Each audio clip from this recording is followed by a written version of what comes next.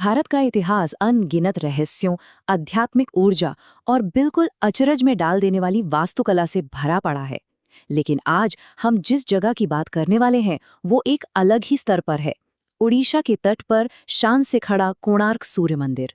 ये सिर्फ कोई आम धार्मिक स्थल नहीं है, बल्कि प्राचीन भारतीय विज्ञान, खगोल शास्त्र और बेमिसाल कला का एक ऐसा जीता जागता सबूत है जिसके रहस्य आज भी बड़े बड़े वैज्ञानिकों को हैरान कर देते हैं। अब जरा एक पल के लिए सोचिए, क्या यह मुमकिन है कि सैकड़ों साल पहले कोई विशाल पत्थर की मूर्ति हवा में बिना किसी सहारे के तैरती रही हो? सुनने में एकदम किसी साइंस फिक्शन फिल्म जैसा लगता है ना? लेकिन यही हमारा पहला सबसे बड़ा रहस्य है जिसकी आज हम पड़ताल करेंगे। और सिर्फ यही नहीं, इसके साथ ही हम एक और उलझी हुई पहेली को भी समझने की कोशिश करेंगे। वो ये कि इस मंदिर की हजारों रहस्यमयी मूर्तियां आखिर समय के साथ अचानक गायब कहाँ हो गईं? तो चलिए सीधा इस रहस्य की गहराई में उतरते हैं। कोणार्क के इस भव्य ढांचे को अगर ध्यान से देखा जाए तो ये सिर्फ पत्थरों को जोड़कर बनाई गई कोई इमारत नहीं लगती। ये आध्यात्मिकता और हमारे पूर्वजों के उस अचूक और उन्नत ज्ञान का एक ऐसा अद्भुत मास्टरपीस है जो सच में दुनिया भर के लोगों को सदियों से दांतों तले उंगली दबाने पर मजबूर कर रहा है। आइए सबसे पहले इस मंदिर की वास्तुकला और समय से जुड़े इसके चमत्कारों को करीब से समझते हैं। ये नंबर 13 बहुत खास है क्योंकि बात हो रही है 13वीं शताब्दी की। यही वो समय था जब पूर्वी गंग वंश के बेहद प्रतापी राजा नरसिंहदेव प्रथम ने इस महाकाय और भव्य ढांचे के निर्माण का आदेश दिया था। सोचकर ही रोंगटे खड़े हो जाते हैं कि इतने साल पहले बिना किसी आधुनिक मशीन के इतने बड़े पैमाने पर ये सब कैसे किया गया होगा। और ये नंबर 24 भी बहुत अहम है। दरअसल पूरे के पूरे मंदिर को इस तरह से डिजाइन किया गया है जैसे स्वयं सूर्यदेव का अपना विशाल रथ सीधे आसमान से धरती पर आ गया हो।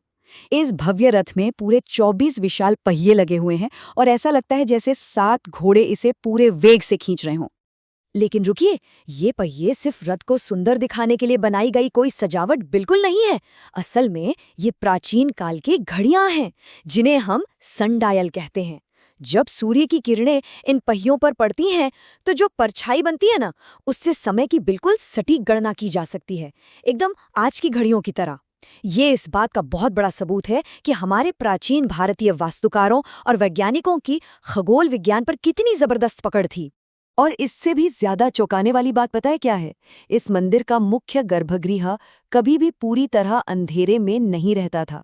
पत्थरों को और पूरी वास्तुकला को कुछ इस तरह से मापा गया था कि सूर्योदय की पहली किरण सीधे अंदर आकर सूर्यदेव की प्रतिमा पर ही पड़ती थी। आज के बड़े बड़े आधुनिक इंजीनियर भी इस बात को देखकर पूरी तरह से चकरा जाते हैं कि बिना किसी आधुनिक तकनीक के इतनी परफेक्ट कैलकुलेशन आखिर कैसे मुमकिन हुई।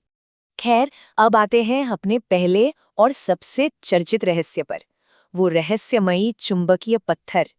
अब यहाँ पर लोक कथाओं और असली इंजीनियरिंग के बीच एक बहुत ही दिलचस्प अंतर देखने को मिलता है। एक तरफ पीढ़ियों से चली आ रही कहानियां ये दावा करती हैं कि मंदिर के बिल्कुल शिखर पर एक ऐसा विशाल चुंबक लगा था जो इतना ज्यादा शक्तिशाली था कि समुद्र से गुजरने वाले जहाजों के कंपास तक काम करना बंद कर देते थे। और हाँ, उसी चुंबक की वजह से मुख्य मूर्ति हवा में तैरती थी। वहीं दूसरी तरफ इतिहास और विज्ञान हमें बताते हैं कि मंदिर के कोर में भारी मात्रा में लोहे की विशाल बीमों का इस्तेमाल हुआ था और हो सकता है कि इन्हीं धातुओं की वजह से वहां इतना मजबूत चुंबकीय प्रभाव पैदा हो गया हो। कई थ्योरीज तो ये भी कहती हैं कि जब जहाज़ों को इस चुंबकीय प्रभाव की वजह से अपना रास्ता भटकना पड़ा तो विदेशी आक्रमणकारियों या फिर अंग्रेज़ों ने अपने समुद्री रास्तों को सुरक्षित करने के लिए उस मुख्य पत्थर को ही वहां से हटवा दिया। हालांकि सच तो ये है कि इसका कोई भी पक्का ऐतिहासिक सबूत हमारे पास नहीं है, लेकिन फिर भी जहाज़ों की दिशा भटकाने वाले इस जादुई चुंबक की कहानी आज भी लोगों के मन में खूब रोमांच पैदा करती है। चलिए अब रुख करते हैं हमारे दूसरे बड़े रहस्य की तरफ, वो गायब मूर्तियों की अनसुलझी पहेली। एक पल के लिए अपनी आंखें बंद करके उस समय की कल्पना करने की कोशिश कीजिए जब इस मंदिर की पूरी दीवारें हजारों बेहद खूबसूरत और बारीक मूर्तियों से सजी हुई थीं। देवी देवताओं से लेकर नर्तकियां, सैनिक, जानवर और आम जीवन के न जाने कितने भी दृश्य उन पत्थरों पर उकेरे गए थे। वो काम इतना ज्यादा बारीक था कि ऐसा लगता था मानो पत्थर बस अभी बोल पड़ेंगे।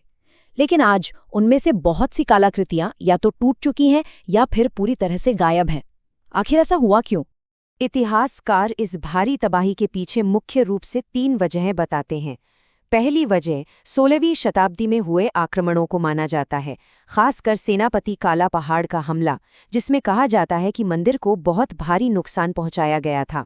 दूसरी वजह बिल्कुल प्राकृतिक है। मंदिर समुद्र के एकदम करीब है, तो खारे पानी, भारी नमी और तेज हवाओं ने सदियों तक लगातार इन पत्थरों को काटा और कमजोर किया। और तीसरी बड़ी वजह रही औपनिवेशिक काल के दौरान हुई बेशुमार चोरियां, जब कई विदेशी संग्रहकर्ताओं ने इन अनमोल मूर्तियों को चुरा लिया और आज वे दुनिया भर के अलग अलग विदेशी संग्रहालयों में कैद हैं। अब यहाँ वास्तुकला से थोड़ा हटकर कला, जीवन और एक बहुत ही भावुक बलिदान की बात करते हैं। अक्सर मंदिर की दीवारों पर मौजूद कामुक मूर्तियों को लेकर काफी चर्चा होती है, लेकिन इसे अगर हम प्राचीन भारतीय संस्कृति के नजरिए से देखें तो काम या शारीरिक इच्छाओं को जीवन का एक बहुत ही स्वाभाविक और पवित्र हिस्सा माना जाता था। इन मूर्तियों को वहां बनाने का मकसद कोई कला का दिखावा नहीं था, बल्कि ये एक बहुत ही गहरा संदेश था कि इंसान की आध्यात्मिकता और उसके जीवन के भौतिक पहलू, ये दोनों एक दूसरे से पूरी तरह जुड़े हुए हैं। प्रकृति में दोनों के बीच संतुलन होना बेहद जरूरी है। और जब इस मंदिर के निर्माण की बात आती है तो एक 12 साल के बच्चे धर्मपद की भावुक कहानी के बिना ये पूरी नहीं हो सकती। कहा जाता है कि जब मुख्य वास्तुकार मंदिर के शिखर पर वो आखिरी पत्थर नहीं लगा पा रहे थे, तब इस छोटे से बालक ने उस पहेली को सुलझा दिया। लेकिन बाकी कारीगरों को राजा के गुस्से से बचाने के लिए उसने समुद्र में कूदकर अपनी जान दे दी। अब ये कहानी पूरी तरह सच है या सिर्फ एक लोक कथा, ये तो हम नहीं जानते, लेकिन सच मानिए ये कहानी कोणार्क के पत्थरों में एक ऐसा जज्बात भर देती है जिसे महसूस किए बिना आप रह नहीं सकते।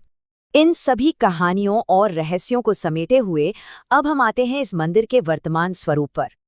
आज ये महान ढांचा एक यूनेस्को विश्व धरोहर स्थल के रूप में हमारे सामने शान से खड़ा है।